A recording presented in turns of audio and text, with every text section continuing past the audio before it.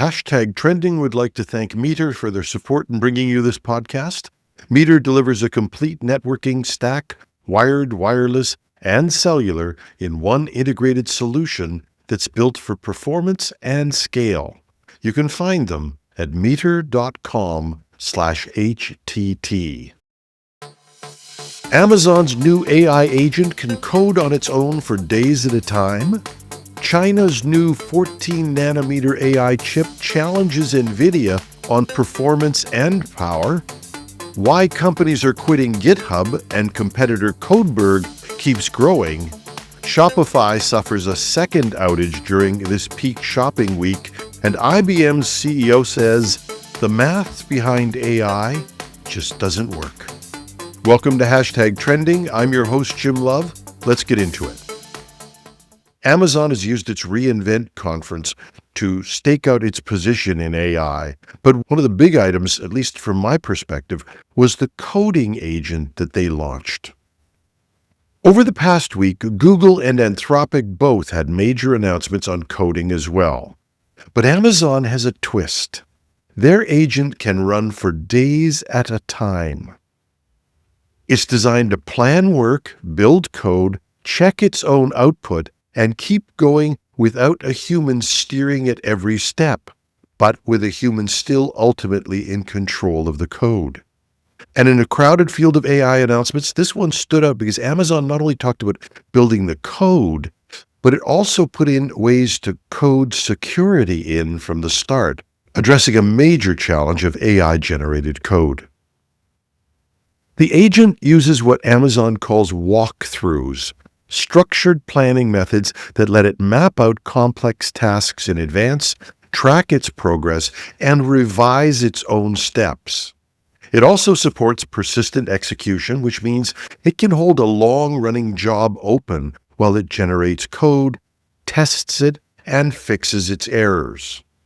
Amazon says its tool will check dependencies, scan for vulnerabilities, and apply secure by default patterns as it goes. And once again, that emphasis on security puts it at odds with recent releases from Google and Anthropic, both of which highlight big jumps in raw coding capability, but didn't really pair them with long-running attacks.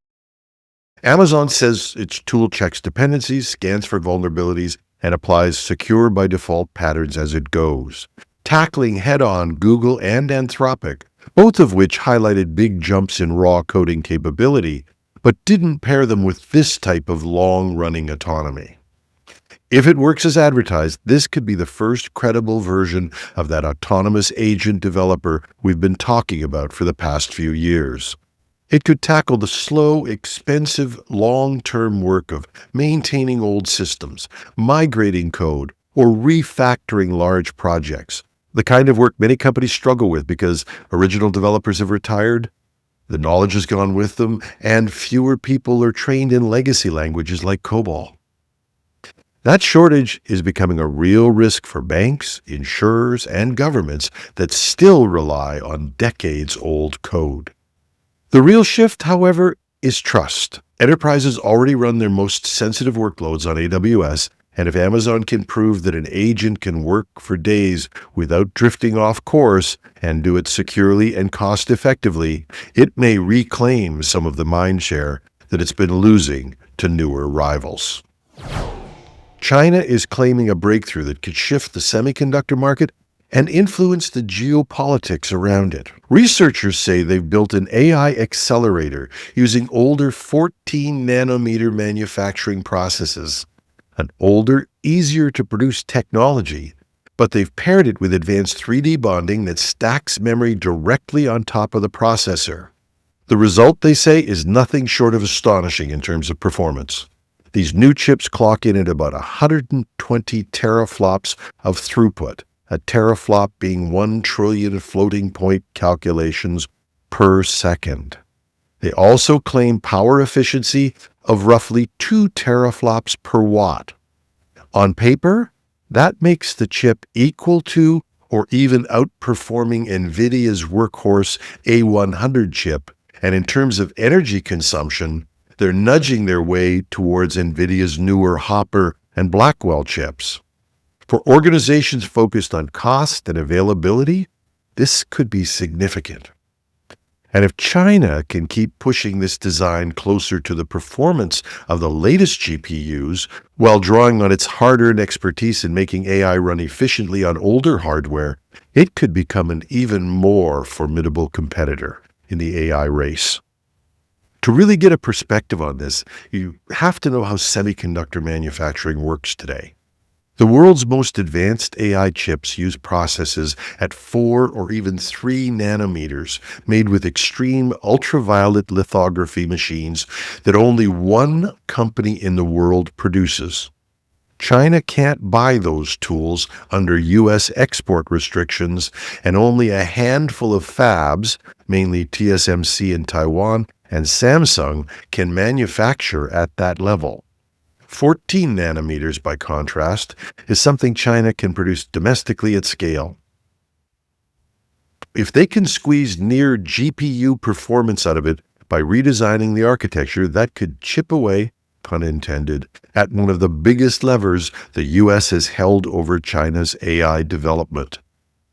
It also puts NVIDIA in a very complicated position. See, even with U.S. government restrictions, NVIDIA hasn't lost the entire Chinese market yet. Many Chinese firms have been renting access to high-end NVIDIA GPUs through cloud providers in Europe and the Middle East, which fall outside of U.S. restrictions. But if China can reliably produce its own accelerators, NVIDIA loses what it's been able to salvage. And it potentially gets a new international competitor. And beyond the commercial implications, there's a political one.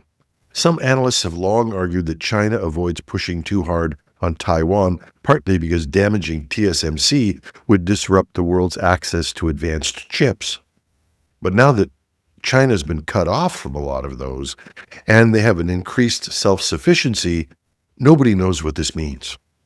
The big question is whether China can mass produce this design and deliver the performance it claims at scale.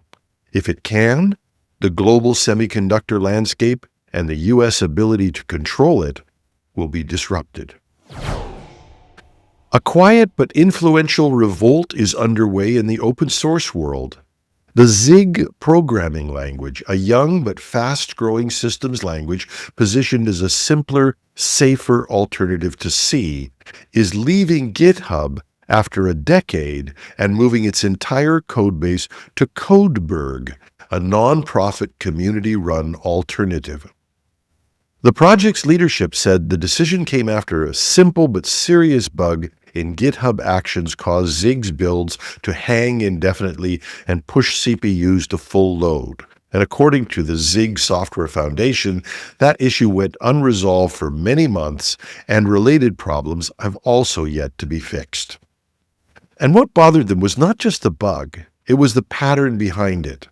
Zig's maintainers say GitHub is pouring energy into AI-driven tools while core infrastructure is getting less attention.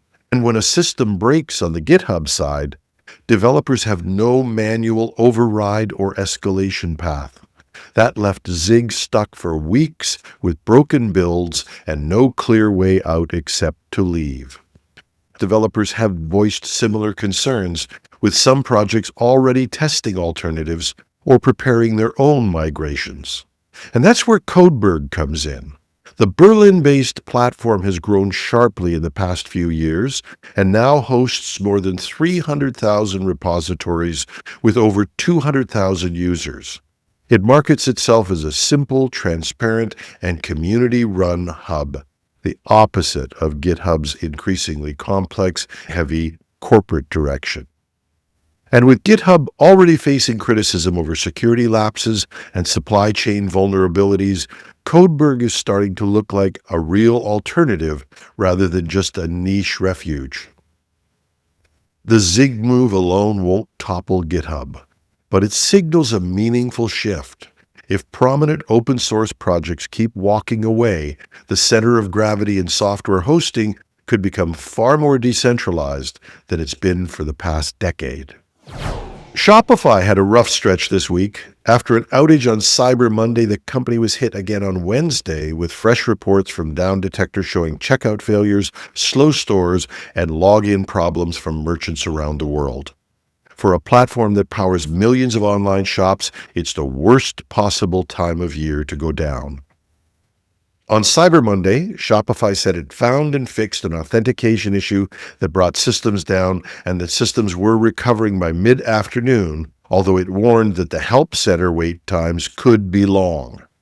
The company posted brief updates on its status page and on X, but at least as far as we can find, it still hasn't provided a deeper technical explanation of what went wrong or why redundancy systems failed. The lack of detail frustrated some merchants, especially with a second round of problems happening on Wednesday. One merchant summed up the confusion with a line that spread quickly online. Are things broken or do conversions just suck? When the status page says everything is operational, but orders aren't coming in, it can be tough to tell. And once again, the timing makes this more than an inconvenience. Cyber Monday and the days around it are critical for retailers, particularly smaller shops that rely on holiday sales to carry the year. Hours of checkout issues can mean lost revenue, abandoned carts, and wasted ad spends. But the bigger question for Shopify might be trust. Merchants depend on it to be invisible and rock solid during the busiest days of the year. 2 outages in 1 week and few answers so far may prompt some hard conversations about the resilience and the priorities of the company as it pushes its new AI-driven features. And finally, IBM's CEO says the basic economics of generative AI don't make any sense. Arvind Krishna told Business Insider that he did some back-of-the-napkin math and concluded there's no sustainable path for big AI providers to make money at today's costs. Between data centers, chips, electricity, and model development, he said, the bills are rising faster than the revenue. And that warning lands at a sensitive moment. Industry analysts now estimate that keeping up with frontier model development could require incredible investments. In the interview, Krishna himself said it takes about $80 billion to fill up a 1 gigawatt data center. So if you're going to commit to 20 or 30 gigawatts, that's one company, that's $1.5 trillion. And that doesn't even account for the depreciation on the chips. You've got to use it all in 5 years because at that point, you've got to throw it away and refill it. Now, he estimates that there's about 100 gigawatts of data centers that are projected. And that, according to his napkin calculation, will cost about $8 trillion. To just pay the interest on that amount of money, you need about $800 billion in profit. And we are a long way from that. Given nobody's profitable yet, and Microsoft's stock dipped today when the uptake on their AI add-ons came in lower than expected, the pressure is on to prove that these assumptions are even possible. And for some of the players, Sam Altman in particular, they have no choice but to move forward. It's becoming a real squeeze. Altman said in the summer that OpenAI has other models ready, which I'm sure he'd love to bring out early to compete with Gemini 3.0, but he doesn't have the resources to bring them to market. Microsoft and Google have deeper pockets, but they're public companies, and they can't just pour money into AI without a shareholder revolt. Both need to show the promise of real returns on their AI bets. And the risk is that investors are starting to get nervous. The entire AI boom has been driven on cheap capital and rising demand. If progress slows or it becomes harder to raise money, once again, nobody knows what happens. This is all new territory. We can't go backwards on AI. None of these companies can just slow down and let another company take the market. And even the US itself has so much staked on AI, they can't, for instance, allow AI to slow down and cede leadership to China. But if Krishna is right about the numbers, it might be time to rapidly rethink the economics. And somebody better get another napkin out. Fast. And that's our show. I'm still reeling from this IBM story. Maybe we can bring back Watson. I'd like How Not to Fail with a Business Plan for $800 billion, Alex. Once again, we'd like to thank Meter for their support in bringing you this podcast. Meter delivers full-stack networking infrastructure, wired, wireless, and cellular to leading enterprises. Working with their partners, Meter designs, deploys, and manages everything required to get performant, reliable, and secure connectivity in a space. They design the hardware, the firmware, build the software, manage deployments, and run support. It's a single integrated solution that scales from branch offices, warehouses, and large campuses to data centers. Book a demo at meter.com/HTT. That's meter.com/HTT. I'm your host, Jim Love. Have a thrilling Thursday.